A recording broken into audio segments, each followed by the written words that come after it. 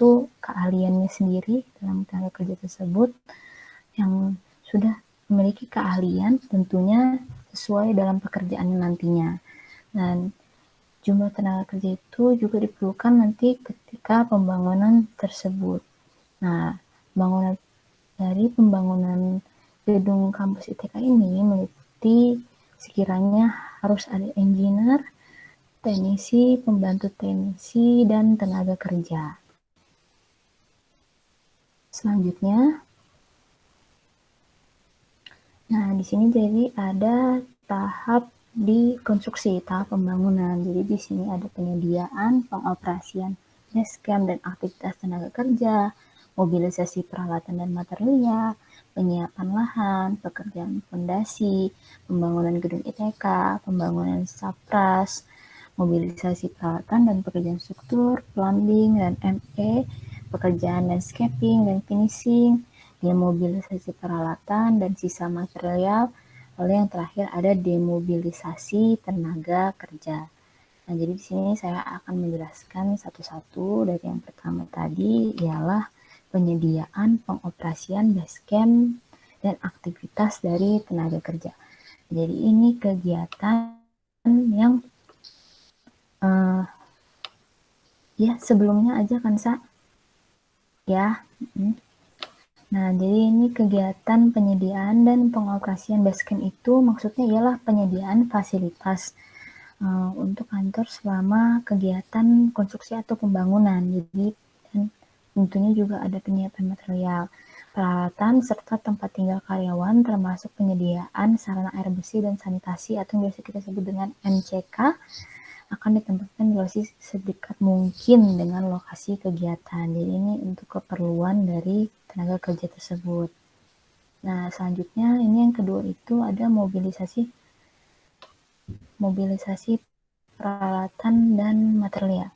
Nah, kalau ini tuh kegiatan ini meliputi kendaraan dan alat berat serta pengangkutan material untuk keperluan konstruksi dan material nanti.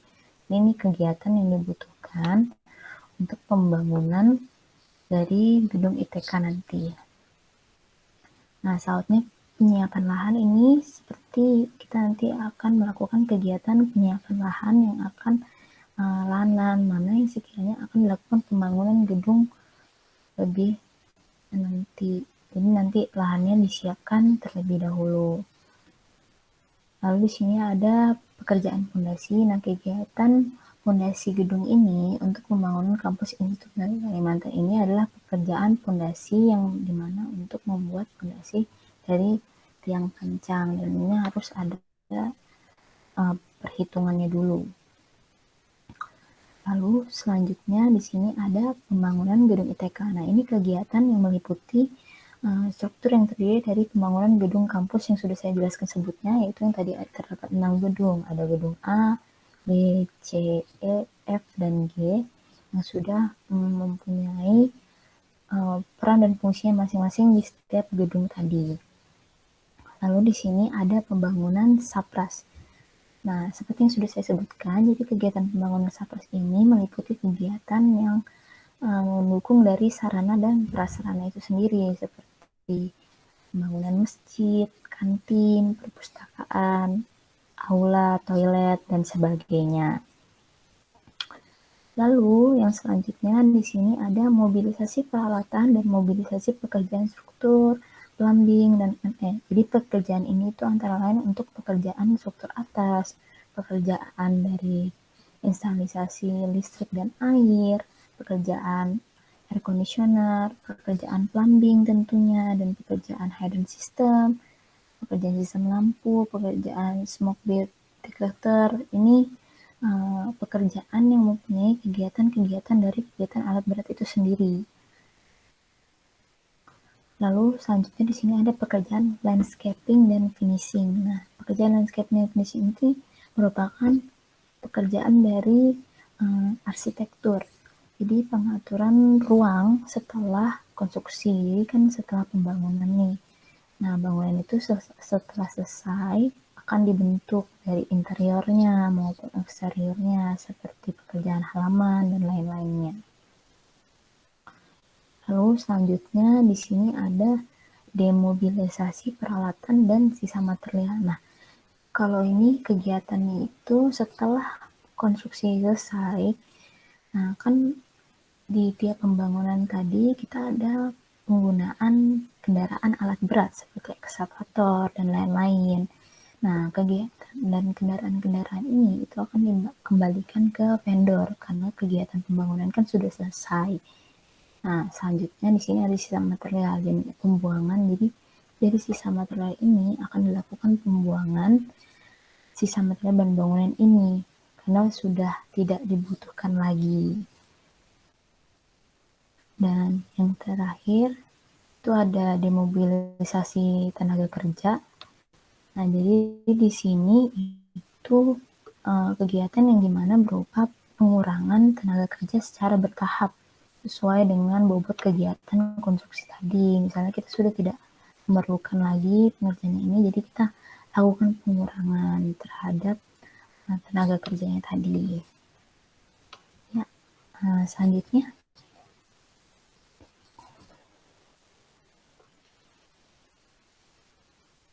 Ya, selanjutnya di sini ada tahap operasi. Nah, tahap operasi ini ketika pengoperasian dari gedung ITK tadi. Jadi ini sudah melewati tahap pembangunan. Nah, di sini tahap operasi itu terbagi menjadi dua. Ada pengoperasian dari gedung ITK dan ada pemeliharaan dari gedung ITK. Nah, dalam pengoperasian ini, jadi bagaimana kita dari, kan sudah terdapat tuh dari gedung tadi, ada 6 gedung dari A sampai G, beserta fasilitas pendukungnya. Nah, dari situ kita sesuaikan dengan fungsinya tadi. Jadi kita melakukan pengoperasian gedung dan ini dilakukan secara optimal untuk meningkatkan efektivitas pelayanan terhadap masyarakat yang terdapat di Institut Teknologi Kalimantan. Lalu terdapat pemeliharaan. Nah, pemeliharaan yang dimaksud itu ialah meliputi kegiatan misalnya ada perbaikan maupun pemeliharaan bangunan gedung serta fasilitas penunjangnya, termasuk perbaikan utilitas baik di dalam maupun yang berada di luar gedung dan sebagainya. Ya, selanjutnya. Nah, di sini selanjutnya kita akan menjelaskan desain rencana usaha dan atau kegiatan. Nah, di sini ada pengelolaan lingkungan hidup yang sudah disisipkan direncanakan sejak awal bagian dari rencana kegiatan. Nah, jadi di sini kita membahas listrik dan genset. Nah, dari sini kita lihat dari listrik itu ada kapasitas PLN-nya yang sebesar 42.344 kV ampere meter. Lalu ada kapasitas gensetnya 2.500 kV ampere meter. Baru di sini ada jenis gensetnya yaitu open type. Baru kebutuhan gensetnya kita membutuhkan 2 unit. Lalu di sini kita menghitung kebutuhan air bersih. Nah, di sini kebutuhan air bersihnya itu diasumsikan bahwa kita membutuhkan 50 liter per orang per harinya. Nah, lalu kita sebutkan juga jumlah penggunanya itu dengan sekian pengguna 767, baru jumlah kebutuhannya ialah dari jumlah penggunanya tadi dikali dengan kebutuhan air yang sudah kita asumsikan tadi, yaitu 50 tadi. Dan didapatkan hasilnya 38,35 meter kubik per hari. Lalu setelah itu kita lakukan penghitungan limbah padat. Nah, di sini kita terdapat jumlah orangnya sama dengan definisi sebelumnya di kebutuhan air bersih. Lalu kita lihat ada jumlah timbunannya di sini, yang dimana jumlah timbunannya 0,75 liter per orang per hari. Nah, lalu di volumenya ini kita hitung dengan berdasarkan jumlah orangnya dikali dengan timbunan limbah padatnya tadi. Dihasilkan nilainya 0,58 meter kubik per hari. Lalu selanjutnya kita melakukan perhitungan limbah cair domestik. Nah, limbah cair domestik itu dimana perhitungan itu memang 80% lalu dikali dengan kebutuhan air bersih. Kebutuhan air bersih yang sudah kita hitung sebelumnya yaitu didapatkan hasilnya 38,35. Nah, lalu dihasilkan limbah cair domestik yang didapatkan yaitu 30,68 meter kubik per hari. Selanjutnya,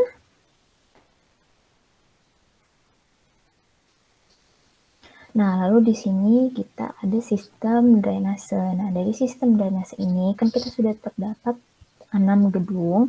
Nah, sistem drainase yang digunakan yaitu merupakan saluran parit yang terdapat di tiap belakang bagian gedung. Jadi di tiap belakang gedung itu selalu ada saluran drainase. Nah, itulah sistem drainase yang kita berikan. Lalu di sini ada kolam pengumpul air hujan di bawah permukaan tanah. Nah, di sini sumur resapan berbentuk lingkaran atau persegi pada kedalaman 0,5 sampai 10 meter. Lalu di bawah permukaan tanah dilengkapi dengan memasang ijuk, koral, serta pasir sebesar 25% dari volume sumur resapan dangkal. Lalu ada lubang resapan biopori. Nah, lubang ini dibuat secara silindris ke dalam tanah dengan diameter 10 cm, kedalaman 1 cm, dan tidak melebihi kedalaman dari air tanah itu sendiri. Lalu jarak pembuatan lubang resapan biopori yaitu 50 sampai 100 cm. Next, usaha dan atau kegiatan yang ada di sekitar lokasi rencana usaha dan kegiatan berdasar beserta dampaknya. Nah, jadi di sini ada yang pertama itu ada kegiatan perdagangan dan pelayanan jasa. Nah, kegiatan perdagangan dan jasa ini merupakan mata pencarian utama penduduk sekitar. Nah, jadi di sini dari masyarakat itu sendiri bisa membuat seperti mengadakan toko sembako atau membuka jasa fotokopian dan sebagainya. Lalu di sini ada kegiatan perkebunan dan peternakan. Jadi kegiatan perkebunan dan peternakan sebagai mata pencarian penduduk sekitar. Nah, jadi penduduk sekitar ini seperti berkebun kan bisa dilakukan dengan berkebun dari sayur-sayur atau buah-buahan dan sebagainya. Lalu kalau berternak bisa melakukan peternakan ayam, bebek, atau apapun itu yang dilakukan dari masyarakat sekitar. Lalu dari pemukiman ini, di sekitar lokasi kegiatan terdapat pemukiman berupa dari pemukiman itu terdapat perumahan dan kos-kosan.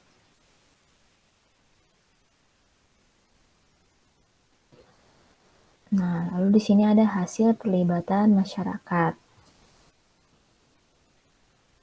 Nah, di sini ada konsultasi yang merupakan konsultasi publik yang kita buat secara jadi para warga ini untuk melakukan kuesioner yang sudah kita berikan. Jadi kita mendapatkan, kita bagi menjadi 6. Jadi yang pertama itu ada jenis kelamin warga dalam konsultasi publik itu terdapat, bisa dilihat ini laki-laki dan perempuan. Yang berwarna biru laki-laki, yang berwarna merah perempuan.